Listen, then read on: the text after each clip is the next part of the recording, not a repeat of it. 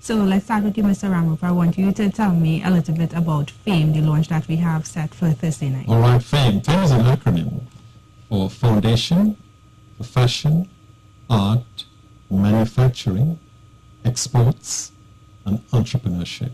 So the whole object of FAME, as the title says, is that what we want to do here is to actually build Trinidad and Tobago as a center for excellence in the manufacturing of high-quality garment for exporting to the rest of the world. That's the bottom line. That's the punchline, if you like. But in addition to that, is to train people to a high standard so they can have fulfilling roles in employment. Okay, and what are your thoughts on local fashion as it stands right now? Local fashion is very exciting as far as the visual image is concerned, but my thing is very much quality of craftsmanship, how garments are made. You know, quite often you won't describe or you won't criticize something about how they look, but you'll be very critical of how it's made. And so what we aim to do with FAME is to provide training and sustainable support, really, and advice and mentorship. Okay, is there an age group that you're looking to target, or is it open? It's very open. It's very, very open. You've got to have one thing, enthusiasm. Enthusiasm to be creative. Perhaps love as well. You know, if you love what you do, then you don't have to work a day in your life. So you're going to be really creative, and you're going to think of yourself as being a sculptor of materials and creating beautiful clothing. Okay, so Mr. Peters, you're the founder and CEO of Saint International, right? Yeah. You're here to lend support to Mr. Ramrup's initiative. Tell me about how you're lending support. Well, I'm quite impressed with Andrew's initiative, and that's the reason why I'm here in Trinidad. The fact of the matter is we go way back, and he has been in Jamaica to support my initiative, which is Style with Jamaica. Now, over the years, Saint International as a model agency has established itself as a premier agency in the English-speaking Caribbean. And just recently, we were featured by Forbes magazine as the world's biggest exporter of black models, which is by any measure a really good achievement. Now, many of our models work for the biggest names in fashion. Only 2 days ago we had couture in Paris. We had 4 models working for the biggest brands, including Chanel and Armani in Paris. With that kind of international renowned models, it's for me, and I think it's a responsibility to support initiatives such as this. It's not about just a one-off kind of fashion event. It's really, in my mind, a broad-based initiative looking at sustainable fashion function, if you will. So it wasn't a problem for me to be here to say, look, I really endorse this initiative. I think it's a really good plan. Because you see, for many people, fashion is really entertainment.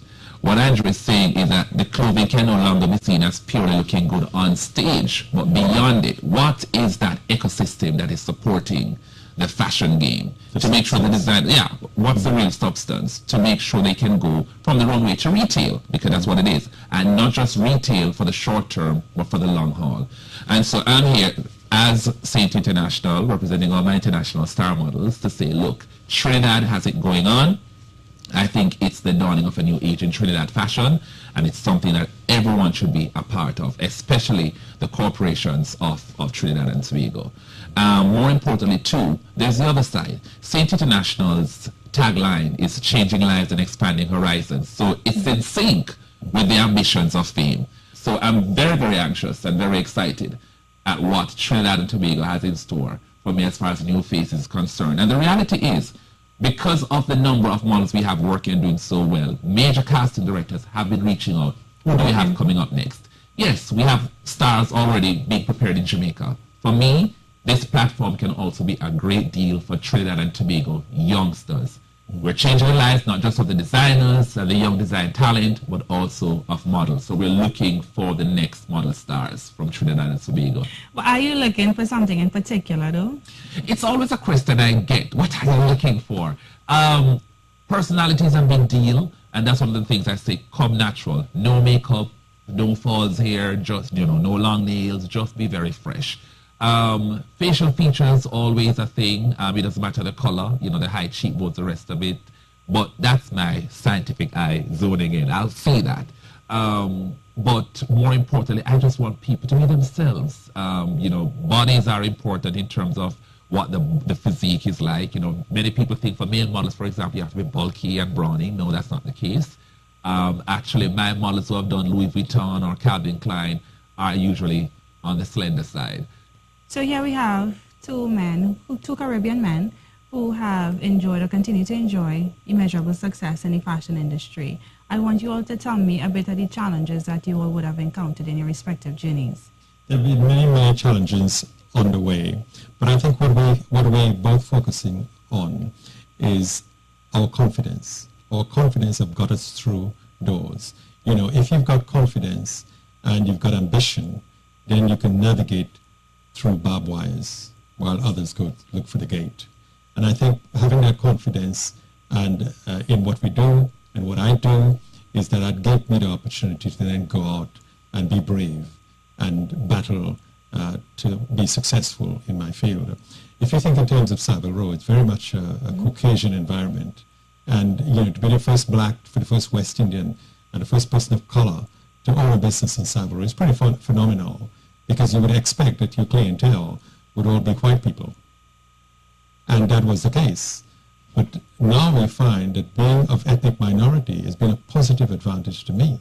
Okay. Because they're discerning when they come along Savile Row looking for someone to create a sartorial image for themselves.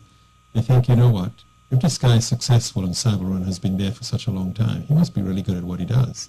So what was a disadvantage in the early days now is a positive advantage. So there have been challenges, but once you have the confidence in what you do, then you can overcome just about any challenges that come in your way. Now there's another thing. If you get turned down for any situations, and anyone shuts a door on you, anyone says no, they're actually detouring, they're pointing you into another direction. You don't hold us against them. You just keep battling on. And anyone says no, you just mirror that N-O into O-N and you battle on. Fantastic. And Mr. Peters? Well, you know, confidence, as Andrew said, is a very important asset. It really is. In the early days, there was a challenge of we're not looking for many black models. You know, black models are really in this season.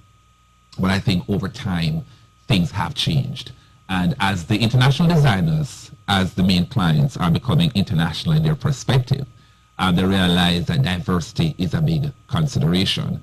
No longer can you see the client that you're selling to as just one type of person. Mm-hmm. With that realization, certainly you need to find the faces and put them on the runway that represent that new client base that you're looking to target or you're looking to tap into. But more importantly, too, it was another challenge was how do we develop the models from this region to make them of global standards? And I took that job very, very seriously.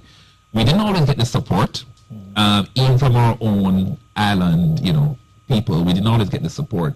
But what we got was a lot of understanding to say, something is happening here at Saint.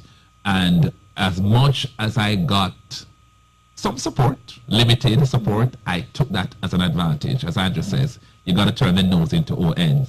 And getting through the doors of the biggest designers or the biggest clients was also another issue. And I think technology has changed that landscape. And casting directors now have the power. At one point, it was really going through an international agency. If you don't have that in with that agency, then you have problems getting through to the clients because they are the middlemen, so to speak. But nowadays, Saint has been really phenomenal in charting a course directly to the clients. So models have been booked by us from Jamaica, directly for Louis Vuitton, directly for Calvin Klein World debut runways, directly for Prada, directly for Burberry, which is unheard of. And that in itself has lent to a lot of international media. American Vogue did a feature, the man behind Jamaican Model Wave. Italian Vogue did a feature, the man behind Jamaica's top model.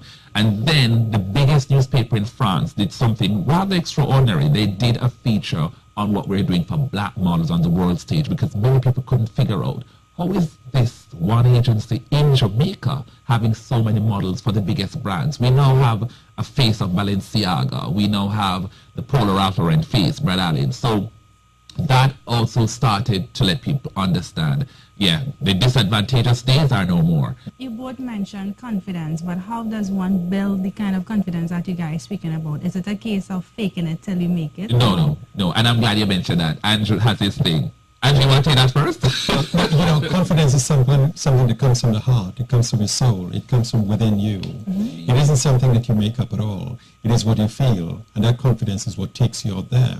But with that confidence, you've got to be, luck is when preparedness meets opportunity. So if you're prepared and the opportunity arises, then that's the luck in your life.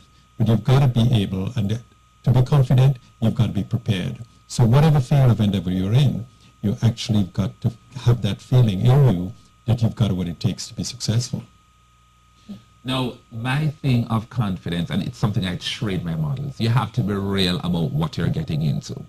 I think research also helps to build confidence when you're knowing what you're getting into. Once you understand, and it goes for even basic exams in school. If you study hard, you know the principles, you do the work, you know you're going to pass the exam. So you're going very confident. So you can use that analogy to this and apply it to what this fashion industry is about. You've got to know what you're getting into. And I am not afraid to explain to my models, you're going to meet upon racism. You're going to meet upon rejection. But understand what that's about. Don't take it personal. So I think sometimes people get it all internalized and it becomes a whole negative force. That really works against you. Confidence really brings positivity. And in my experience, I'm sure in Andrew's, it also brings positive results. Because people who are looking on will say, you know what, he knows what he's about and he believes in what he's doing. And that element of believing is really what brings confidence. As a people, sometimes we love to tear down each other. It's a thing. That is something we know it happens.